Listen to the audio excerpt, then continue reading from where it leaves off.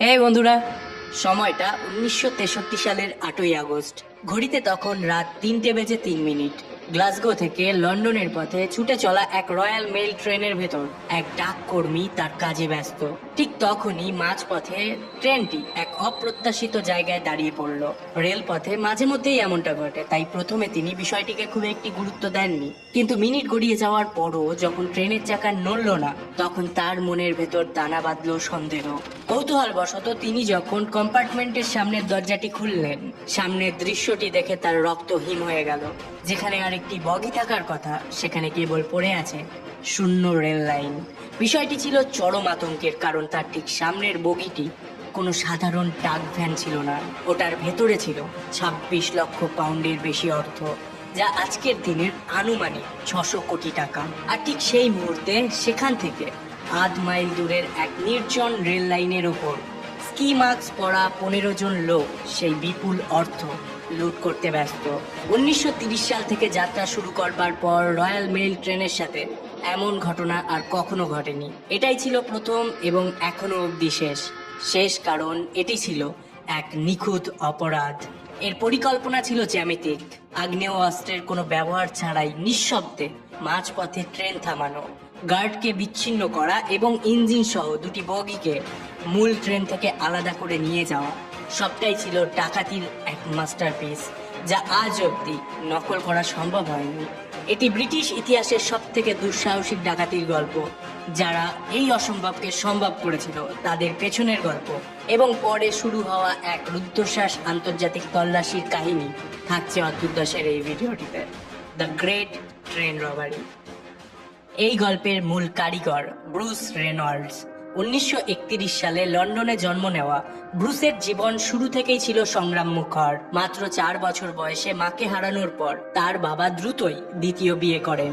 বেকার বাবার দারিদ্র্যের সংসারে সৎ মায়ের অনাদরে বেড়ে উঠছিল ব্রুস। কিন্তু 1939 সালে নাৎসি হামলার সময় নিরাপত্তার কারণে তাকে গ্রামে পাঠিয়ে দেওয়া হয়। লন্ডনে ফেরার পর সৎ মায়ের সাথে দ্বন্দ্ব এতই চরম আকার ধারণ করে যে মাত্র 14 বছর বয়সে তাকে বাড়ি থেকে চিরতরে বের করে দেওয়া হয়। স্বাধীন এই কিশোর জীবনে খুঁজছিল শুধুই রোমাঞ্চ। তাই প্রথমে সে রয়্যাল নেভিতে যোগদানের আবেদন করে, কিন্তু চোখের পরীক্ষায় বাদ পড়ে যায়। এরপর সে ডেলি মেইলে একজন মেসেঞ্জার বয় হিসাবে কাজ শুরু করে। কিন্তু যখন সে ধীরে ধীরে পদোন্নতি পেয়ে অ্যাকাউন্টিং বিভাগে যায়, তখন বিষয়টি তার কাছে বিরক্তিকর হয়ে ওঠে। সংবাদ মাধ্যমের একঘেয়ে চাকরি তাকে আটকে রাখতে পারেনি। অবশেষে 17 বছর বয়সে একটি সাইকেল শপের রেসিং টিমে যোগ দেওয়ার পর তার জীবনের মোড় ঘুরে যায়। সেখানে সহকর্মীদের ছোটখাটো চুরির হাত ধরে ব্রুস প্রবেশ করে অপরাধ জগতে। আর খুব দ্রুতই সে বুঝতে পারে এটাই তার আসল ঠিকানা। এই কাজে সে জন্মগতভাবে দক্ষ। কয়েক মাসের মধ্যেই লন্ডনের অন্যতম তরুণ চোর হিসাবে নাম কামালেও পুলিশের হাত থেকে বাঁচতে পারেনি ব্রুস। কিশোর সংশোধনাগার থেকে শুরু করে 18 মাসের আসল কারাবাস কোনো কিছুই তাকে শুধরাতে পারেনি, বরং তাকে অপরাধের দুনিয়ায় আরো পরিণত করেছিল। তার নিজের ভাষায় জেল ছিল তার কাছে স্কুল থেকে ইউনিভার্সিটিতে ওঠার মতো, যেখানে সে সাধারণ জানলা ভাঙা চোর থেকে সিন্দুক ভাঙার বিদ্যা শিখেছিল। একবার জেল থেকে বের হওয়ার পর ব্রুসকে সেনাবাহিনীতে 2 বছরের জাতীয় সেবার জন্য তলব করা হয়। মাত্র 2 দিন পর তিনি সেখান থেকে পালিয়ে যান এবং গহনা চুরির অভিযানে নামেন।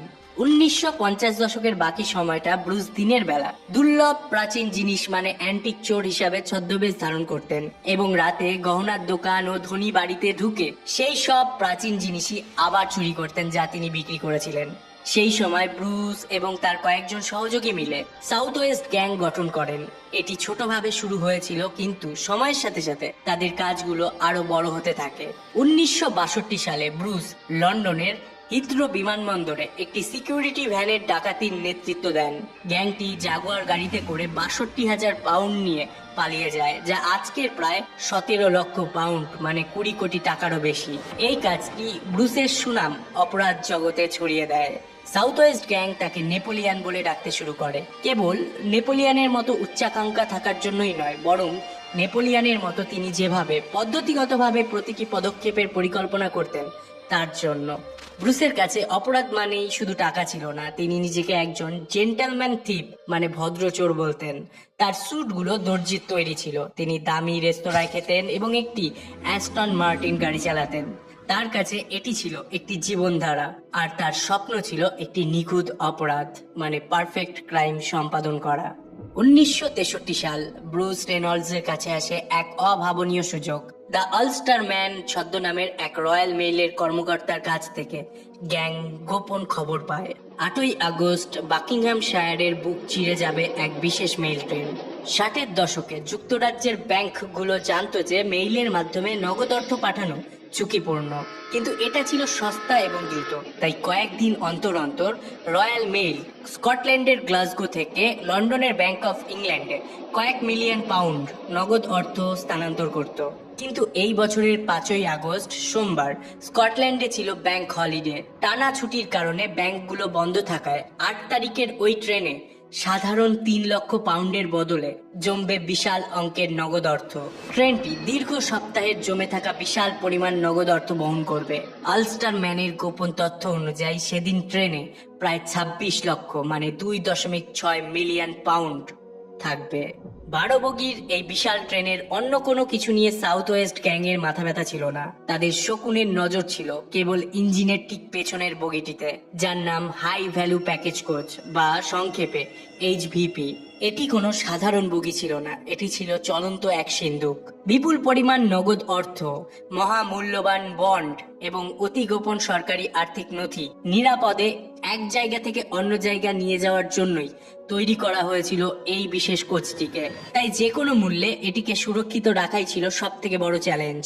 নিরাপত্তার কথা মাথায় রেখে পোস্ট অফিস আগেই নির্দেশ দিয়েছিল সবকটি HVP কোচে অ্যালার্ম, রেডিও এবং জানালায় মজবুত লোহার গ্রিল বসাতে হবে। কিন্তু এই কাজ ছিল চরম ব্যয়বহুল এবং ধীরগতির। 1963 সাল পর্যন্ত মাত্র 3টি বগিতেই এই আধুনিক নিরাপত্তা ব্যবস্থা যুক্ত করা সম্ভব হয়েছিল। কিন্তু ডাকাতদের জন্য সব থেকে বড় লটারিটি ছিল 8ই আগস্ট ওই সুরক্ষিত 3টি বগির একটিও ডিউটিতে ছিল না। এর মানে হলো সেদিন টাকার পাহাড়ে ঠাসা ওই মূল্যবান বগিটি ছুটে আসছিল সম্পূর্ণ অরক্ষিত অবস্থায়। আর মাস্টারমাইন্ড ব্রুস রেনল্ডসের কাছে একদম কাটায় কাটায় খবর ছিল ঠিক কোন সময়ে কোথায় থাকবে এই টাকার খনি। সব দাবার ঘুটি এখন তার হাতে। তার সামনে চ্যালেঞ্জ এখন শুধু একটাই, কিভাবে রাতের অন্ধকারে একটি চলন্ত ট্রেন থামিয়ে টাকা লুট করে নিয়ে একদম হাওয়ায় মিলিয়ে যাওয়ার এক নিখুঁত ছক কষা যায়। সাউথ ওয়েস্ট গ্যাং শীতল চুরিতে ওস্তাদ হলেও চলন্ত ট্রেন থামানোর মতো বড় কাজের কোনো অভিজ্ঞতাই তাদের ছিল না। কিন্তু চোখের সামনে যখন 26 লক্ষ পাউন্ডের বিশাল হাতছানি, তখন পিছপা হওয়ার কোনো সুযোগ নেই। তাই ট্রেনের কাজে অভিজ্ঞ গ্যাং, সাউথ কোস্ট রেইডার্স এবং বাড়তি পেশি শক্তির জন্য আরো কয়েকজনকে সাথে নিয়ে রেনল্ডস গড়ে তুললেন 15 জনের এক অদ্ভুত ও দুর্ধর্ষ দল। এই দলের বৈচিত্র্য ছিল চমকে দেওয়ার মতো। রেনল্ডসের নেতৃত্বে লজিস্টিক সামলানোর জন্য ছিল প্রাক্তন পাইলট, অবসরপ্রাপ্ত ট্রেন চালক, কাঠ মিস্ত্রি থেকে শুরু করে দ্রুত পালানোর জন্য একজন ফর্মুলা 1 রেসার। এমনকি এই দুর্ধর্ষ ডাকাত দলে ছিল একজন ফুল বিক্রেতাও।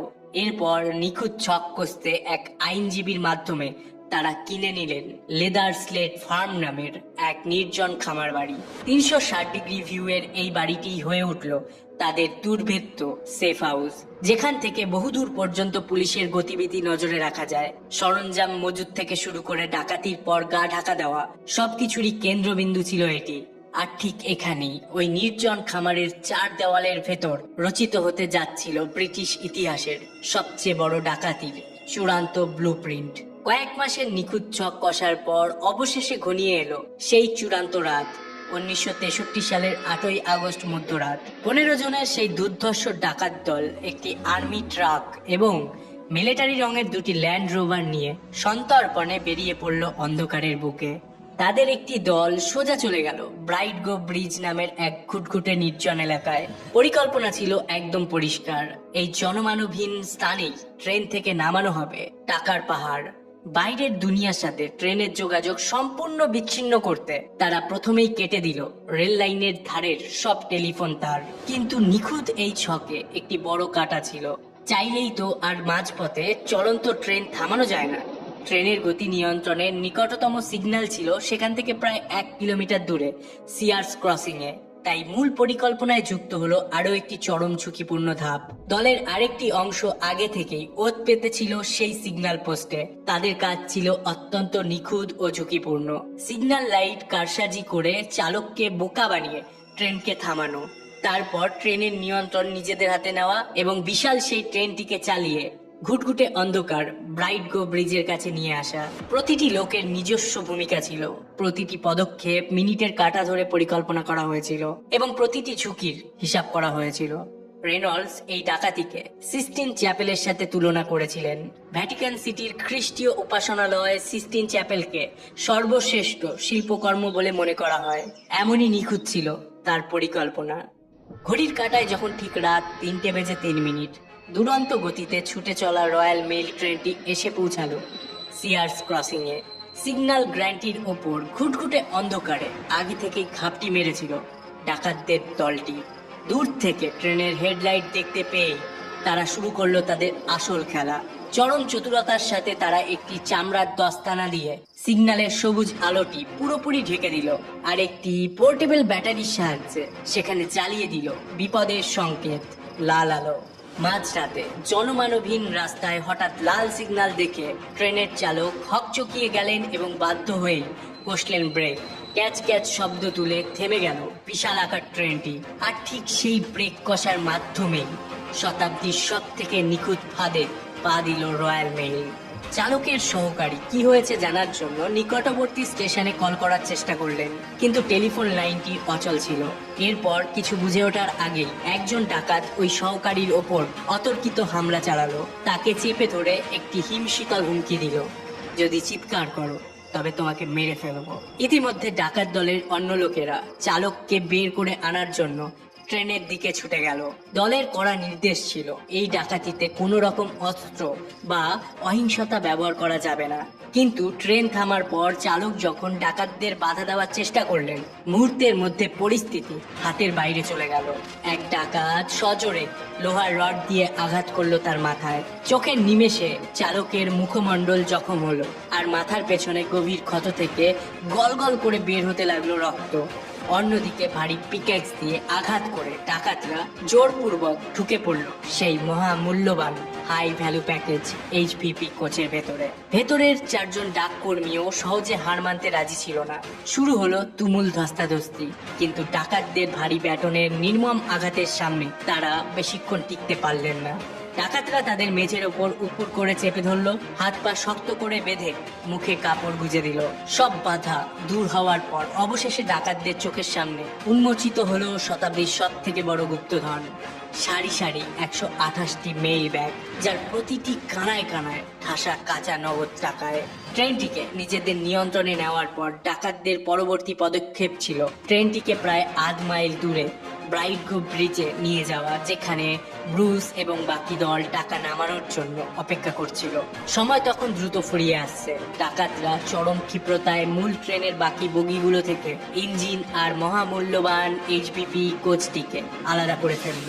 এখন লক্ষ্য একটাই, বিচ্ছিন্ন করা এই টাকার খনিকে চালিয়ে সামনের অন্ধকার ব্রাইট গো ব্রিজে নিয়ে যাওয়া।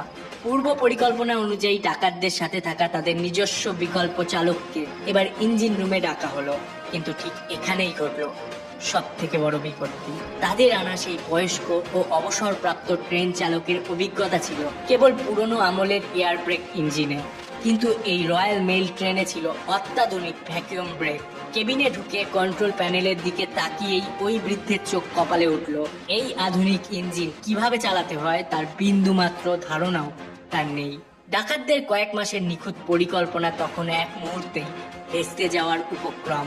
চরম এই বিপদে ডাকাতদের হাতে তখন একটাই উপায় খোলা ছিল, ইঞ্জিন কেবিনের মেঝেতে রক্তাক্ত ও অর্ধচেতন অবস্থায় পড়ে থাকা আসল ট্রেন চালক। কোনো উপায় না দেখে চরম নির্মমতার সাথে 2 জন ডাকাত সেই মুমূর্ষু চালককে টেনে তুলল এবং জোর করে তাকেই ট্রেন চালাতে বাধ্য করলো। ব্রিজের ওপারে নিস্তব্ধতায় কান পেতেছিল ব্রুস রেনল্ডস। দূর থেকে ভেসে এলো ট্রেনের ভারী চাকার ঘর্ষণ। ঠিক তখনই অকিটকিতে দলের উদ্দেশ্যে ভেসে এলো ব্রুসের একটি ছোট্ট কিন্তু চূড়ান্ত নির্দেশ, দিস ইজ ইট। অন্ধকার ব্রিজের নিচে ট্রেনটি এসে থামতেই ওত পেতে থাকা ডাকাতরা যেন ক্ষুধার্ত নেকড়ের মতো ঝাঁপিয়ে পড়ল মহামূল্যবান এইচবিপি কোচের ওপর। পলকের মধ্যে ট্রেনের বগি থেকে নিচের খাদের আর্মি ট্যাঙ্ক পর্যন্ত তৈরি হয়ে গেল এক সুশৃঙ্খল মানব শিকল। চারপাশে তখন পিনপতন নীরবতা, সেই ঘুটঘুটে অন্ধকারের বুক চিরে চরম ক্ষিপ্রতা ও একদম নিঃশব্দে হাত বদল হতে থাকলো 1, 5 এবং 10 পাউন্ডের নোটে ঠাসা ভারী মেইল ব্যাগগুলো। কোনো তাড়াহুড়া নেই, কোনো চিৎকার নেই। শতাব্দীর সব থেকে বড় লুট তখন চলছিল একদম নিখুঁতভাবে, ঠিক ঘড়ির কাঁটা মেপে। রাত তখন ঠিক 3:30। ট্রেনের ভেতর তখনও 8টি মেইল ব্যাগ পড়ে আছে, কিন্তু রেনল্ডসের কড়া নির্দেশ সেগুলো ওভাবেই পড়ে থাকবে, কারণ যে কোনো মূল্যে তাদের পালানোর পূর্ব নির্ধারিত সময়সূচি ঠিক রাখতে হবে। সব মিলিয়ে ডাকাতরা ট্রাকে তুলে নিয়েছিল কারি কারি নগদ টাকায় ঠাসা 120টি মেইল ব্যাগ। ট্রেন চালক, সহকারী এবং ডাককর্মীদের কেবিনের মেঝেতে হাত কড়া পরিয়ে শক্ত করে বেঁধে রাখা হলো। এরপর ডাকাতরা তাদের ট্রাক এবং ল্যান্ড রোভারে উঠে চোখের নিমেষে রাতের অন্ধকারে হাওয়ায় মিলিয়ে গেল। সবচেয়ে বিস্ময়কর ব্যাপার হলো, এই পুরো লুট যখন চলছিল তখন সেখান থেকে মাত্র আধা মাইল দূরে মূল ট্রেনের ফেলে আসা বগিগুলোতে বসে থাকা প্রায় 50 জন কর্মী গুণাক্ষরেও টের পায়নি যে তাদের চোখের আড়ালে ঘটে গেছে ব্রিটিশ ইতিহাসের সব থেকে দুঃসাহসিক ডাকাতি। লেদার স্লেট ফার্মের সেই গোপন আস্তানায় ফিরে আসার পর শুরু হলো জীবনের সব থেকে রোমাঞ্চকর কাজ, টাকা গোনা। তারা জানতো টাকার অঙ্কটা বিশাল, কিন্তু সব মিলিয়ে যা দাঁড়ালো তা দেখে ডাকাতদের নিজেদের চোখ কপালে ওঠার জোগাড়। সর্বমোট লুটের পরিমাণ ছিল প্রায় 26 লক্ষ, মানে 2.6 মিলিয়ন পাউন্ড। আজকের দিনের হিসাব করলে যার বাজার মূল্য প্রায় 60 থেকে 70 মিলিয়ন পাউন্ডের সমান, মানে 600 থেকে 700 কোটি টাকা। দলের মূল 15 জন ডাকাত, সাথে রয়্যাল মেইলের সেই গোপন তথ্যদাতা অলস্টার ম্যান এবং খামার বাড়ি কিনে দেওয়ার জন্য সেই আইনজীবী, সবাই আগে থেকেই একমত হয়েছিল যে লুটের টাকা সমান ভাগে ভাগ করা হবে। সেই হিসাব অনুযায়ী প্রত্যেকের ভাগে পড়ল নগদ প্রায় 1.5 লক্ষ পাউন্ড। রাতারাতি প্রত্যেকেই যেন বিশাল লটারি জিতে গেল। কাজ হাসিল, পকেট গরম। এখন তাদের সামনে চ্যালেঞ্জ কেবল একটাই, পুলিশের চোখে ফাঁকি দিয়ে এই বিশাল টাকার পাহাড় নিয়ে নিরাপদে গা ঢাকা দেওয়া। কিন্তু এখান থেকেই সবকিছু ভেঙে পড়তে শুরু করে। ডাকাতির খবর ইতিমধ্যেই প্রতিটি প্রধান ব্রিটিশ সংবাদপত্রের প্রথম পাতায় ছড়িয়ে পড়েছিল। জড়িত লোকের সংখ্যা এবং চুরি হওয়া টাকার বিস্ময়কর পরিমাণ এই মামলাটিকে তাৎক্ষণিক সংবাদ সংবেদনে, মানে নিউজ সেন্সেশনে পরিণত করে। একে বলা হচ্ছিল গ্রেট ট্রেন রবারি, এবং এর উপর বাড়তি পাওনা ছিল পুলিশের ঘোষিত 2,60,000 পাউন্ডের পুরস্কার, যা অপরাধীদের অবস্থানের তথ্য দিতে পারবে এমন কাউকে দেওয়া হবে। জাতীয় রেডিও শুনে ডাকাতরা জানতে পারে যে বাকিংহামশায়ারের পুলিশ ভোর 4:30 ডাকাতির খবর পেয়েছিল। সকাল 10টার মধ্যেই তারা সাক্ষীদের জিজ্ঞাসাবাদ শুরু করে দিয়েছিল এবং আশেপাশের এলাকায় রোড ব্লক বসাচ্ছিল। কিন্তু পুলিশের কাছে এমন কোনো ইঙ্গিত ছিল না যে তারা কোথায় লুকিয়ে আছে। রেনল্ডস আশাবাদী ছিলেন। তার পরিকল্পনা ছিল লেদার স্লেটে কয়েকদিন লুকিয়ে থাকা, তারপর ডাকাতিতে ব্যবহৃত গাড়িগুলো নিয়ে চলে যাওয়া। কিন্তু দিন গড়ানোর সাথে সাথে সেই পরিকল্পনা ধীরে ধীরে ভেস্তে যেতে শুরু করে। দুপুর গড়াতেই বিবিসিতে খবর ব্রেক হলো, ডাকাতরা আর্মির গাড়ি ব্যবহার করেছে। এই খবর শুনে আতঙ্কে দলের একজন সেই আর্মি ট্যাঙ্কটিকে হলুদ রং করতে শুরু করলো, কিন্তু মাঝপথেই রং ফুরিয়ে যাওয়ায় ট্রাকটির অবস্থা হলো আরো সন্দেহজনক। পরের দিন সকালে রেডিওতে ভেসে এলো আরেক চাঞ্চল্যকর তথ্য। পালানোর সময় ডাকাতরা ট্রেন কর্মীদের শাসিয়ে গিয়েছিল যেন তারা 30 মিনিটের মধ্যে পুলিশকে খবর না দেয়। এই একটি কথাই পুলিশের কাছে হয়ে উঠল তুরুপের তাস। গোয়েন্দারা হিসাব কষে বুঝে গেলেন এই 30 মিনিটে ডাকাতরা সর্বোচ্চ 30 মাইল ব্যাসার্ধের মধ্যেই কোথাও ঘাপটি মেরে আছে। এদিকে ডাকাতদের hideout place leather slate farm ছিল ব্রাইটগো ব্রিজের থেকে মাত্র 27 মাইল দূরে। পুলিশের জাল গুটিয়ে আসছে বুঝতে পেরে ডাকাতরা ছোট ছোট দলে ভাগ হয়ে তড়িঘড়ি খামার বাড়ি ছেড়ে পালালো। কিন্তু তারা করে গেল এক মারাত্মক ভুল। 2,60,000 পাউন্ড পুরস্কারের লোভে স্থানীয় এক কৃষক পুলিশকে সন্দেহজনক এই লেদার স্লেট ফার্মের খবর দিয়ে দিল। তিনি জানান এই নির্জন খামারটি বাজার দরের চেয়েও অনেক বেশি দামে রিসেন্টলি পুরোপুরি নগদ টাকায় কেনা হয়েছিল। আর ঠিক ডাকাতির পরপরই রহস্যজনকভাবে সেখান থেকে সবাই সরে পড়ে। পুলিশ সেখানে পৌঁছে যা দেখলো তা ছিল ফরেন্সিক তদন্তের এক বিশাল সোনার খনি। খালি মেইল ব্যাগ, পোড়া কাপড় আর গ্যারেজে পড়ে থাকা সেই অর্ধেক হলুদ রং করা আর্মি ট্রাক। ডাকাতরা পালানোর আগে সব প্রমাণ মুছে ফেলার চেষ্টা করলেও কেচাপের বোতল, মনোপলি বোর্ডে আর টেবিল থেকে পুলিশ ঠিকই উদ্ধার করে ফেললো ডাকাতদের 311টি স্পষ্ট আঙুলের ছাপ। লেদার স্লেট ফার্মের আঙ্গুলের ছাপ থেকেই পুলিশ প্রথম নিশ্চিত হয় শতাব্দীর এই সেরা ডাকাতিতে জড়িত ছিল 15 জনের এক বিশাল দল। এত বড় গ্যাং হওয়ায় লন্ডনের আন্ডারওয়ার্ল্ডে ডাকাতির গুজব ছড়াতে খুব একটা সময় লাগলো না। আর পুলিশের এক গোপন চরের দেওয়া তথ্যের ভিত্তিতে আঙ্গুলের ছাপ মেলানোর জন্য তৈরি হয়ে গেল সম্ভাব্য সন্দেহজনকভাবে এক লম্বা তালিকা। এবার শুরু হলো আসল অ্যাকশন। লন্ডনের সাউথ ওয়েস্ট গ্যাং এবং অন্যান্য অপরাধীদের ধরতে মামলার দায়িত্ব তুলে দেওয়া হলো স্কটল্যান্ড ইয়ার্ডের এক বিশেষ এলিট ফোর্সের হাতে, যাদের নাম ফ্লাইং স্কোয়াড। এদের একমাত্র কাজই ছিল দুর্ধর্ষ সব ডাকাতির রহস্যভেদ করা। আর এই দুর্ধর্ষ স্কোয়াডের নেতৃত্বে ছিলেন 54 বছর বয়সী এক ডাকসাইটে গোয়েন্দা টমি বাটলার। অবিবাহিত এই বদমেজাজি অফিসার থাকতেন তার মায়ের সাথে। সপ্তাহে 7 দিনই কাজ করতেন। বিনোদনের জন্য কোনো সময় ছিল না তার জ্ঞান ধ্যান ছিল কেবল অপরাধীদের ধরা, যার স্বীকৃতি স্বরূপ তিনি 36 বারেরও বেশি পুরস্কৃত হয়েছিলেন। সবাই জানতো এই ধুরন্ধর ডাকাতদের যদি কেউ খাঁচায় বন্দি করতে পারে তবে সেই লোকটা হচ্ছেন এই টমি বাটলার। লেদার স্লেট ফার্মের আঙ্গুলের ছাপে সূত্র ধরে একের পর এক ডাকাত পুলিশের জালে ধরা পড়তে থাকে। বিচার শেষে অধিকাংশ ডাকাতেরই 30 বছরের মতো কঠোর কারাদণ্ড হয়। তদন্তে যদিও অর্ধেকেরও বেশি লোককে বিচারের আওতায় আনা হয়েছিল, ফ্লাইং স্কোয়াডের কাজ শেষ হয়নি। টমি বাটলারকে তখনও সবকিছুর পেছনে মূল হোতাকে ধরতে হতো। যখন ফ্লাইং স্কোয়াড গ্রেফতার করা শুরু করে, টমি বাটলার তাৎক্ষণিক সন্দেহ করেন যে ব্রুস রেনল্ডস, সাউথ ওয়েস্টের গ্যাংয়ের নেপোলিয়ন, ছিলেন গ্রেট ট্রেন রবারির রিং লিডার। কিন্তু ব্রুস জানতো তার কি করা উচিত। তাকে এমনি এমনি নেপোলিয়নের সাথে তুলনা করা হতো না। সে সত্যিই পরিকল্পনা করার ওস্তাদ ছিলেন। তাই তিনি আন্ডারগ্রাউন্ড না হয়ে প্রথমে লন্ডনের প্রাণ কেন্দ্রে একটি ধার করা অ্যাপার্টমেন্টে ওঠেন। সবার চোখের সামনেই সে লুকিয়ে থাকেন। কিছুদিন পর যখন অ্যাপার্টমেন্টের ম্যানেজারের সন্দেহ হয়, তখন তিনি পুলিশকে খবর দেয়।